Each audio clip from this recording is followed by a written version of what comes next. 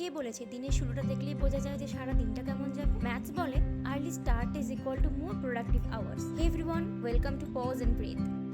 বদমাসের first স্টেপটা হলো B মানে ব্র্যাকেট। লাইফেও ফার্স্ট স্টেপটা ঠিক না হলে ক্যালকুলেশনটা উল্টে যায়। তারপরে আসে ও মানে অফ। যেমন half of 40 is equal to 20। লাইফেও রাইট কানেকশন মাল্টিপ্লাই করলে ইম্প্যাক্টও ডাবল হয়ে যায়। এবার আসে D and M, division and multiplication. Study টাইমকে ডিভাইড করে মাল্টিপ্লাই করো প্র্যাকটিসকে।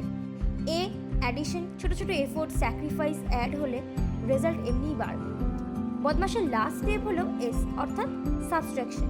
যেটা তোমার এনার্জিকে খেয়ে ফেলছে তাকে তোমার মেনু থেকে বাদ দাও, আর দিন শেষে আননেসেসারি টেনশনকে মাইনাস করে ঘুমো।